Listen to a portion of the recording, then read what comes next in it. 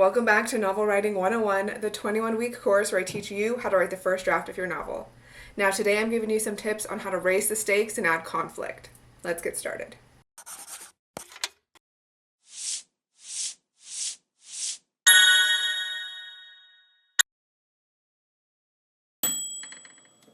It's week 15 of the course and week 11 of section B, Writing and Execution. We are swiftly making our way through the rest of this course and getting so close to the end of finishing our first drafts. If you've done a thorough outline, it's likely that you've already pinpointed exactly where in your story you need to raise the stakes and add some conflict. But rather than simply treating this as another plot point, I want to really dig deep today and get into why raising the stakes matters and how conflict can help move your story along and also add depth to your characters.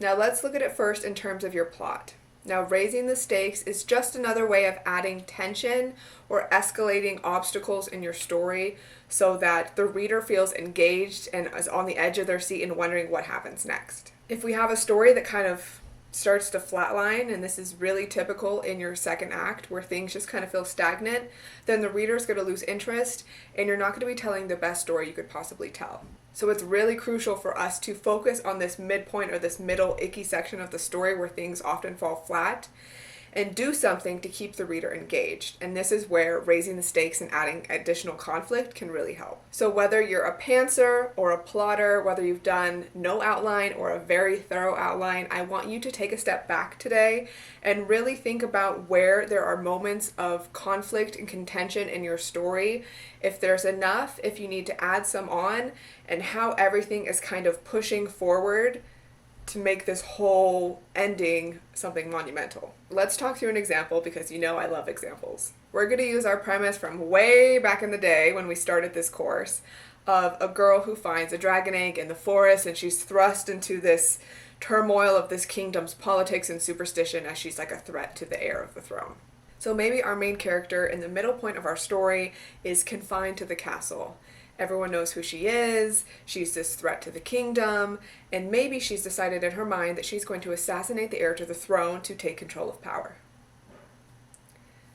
Now, in the middle of the story, we may have her trying to form plans and gain alliances, and maybe things are feeling a little stagnant because we're not at this total climax of the plot where she tries to assassinate the heir to the throne yet, and she's trying to build up there, but things are just kind of falling a little flat. This is where adding some additional conflict and raising the stakes for our main character can really help move the story forward. Maybe our main character is walking through the halls of the castle one night and overhears this person she thought was helping her plot this assassination attempt, and they're actually planning on double-crossing her. How might this affect our main character going forward? Well, it's going to have her completely rethinking her plan because now she can't trust this person, but she can go in a couple different ways. Is she going to pretend she didn't hear that conversation and try to play them back? Is she going to confront them and try to figure out why they're going against her all of a sudden? There's so many things that can help move our story, again, forward, but add these interesting conflicts and dilemmas for our main character.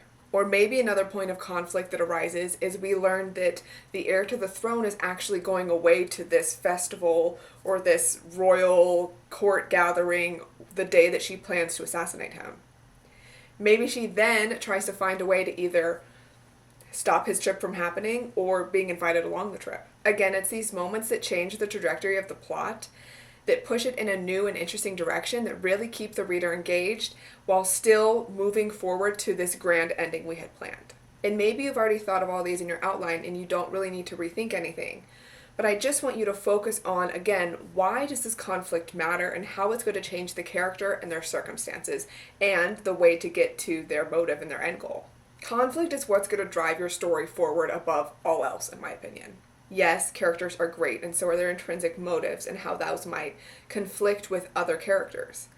But it's that conflict, that external thing that's happening that's going to drive them to action faster, change their opinions, and kind of let the ground fall out beneath them when it comes to what they're planning. So think of how raising the stakes for your character and adding in more conflict or escalating the conflict you've already planned may help your story. This should be a fun exercise for you to do of just thinking, am I putting my main character through enough?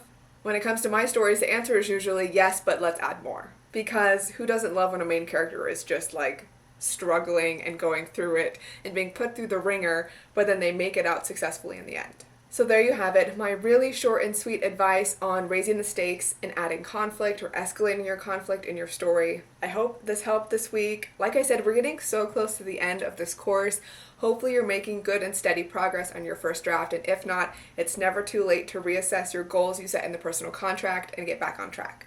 Next week, we're going to talk about finding your motivation and pushing through the ick. So if you've hit that roadblock in your story and you can't find the motivation to keep going, tune in next week. That's it for me. Happy writing, and I'll see you next time.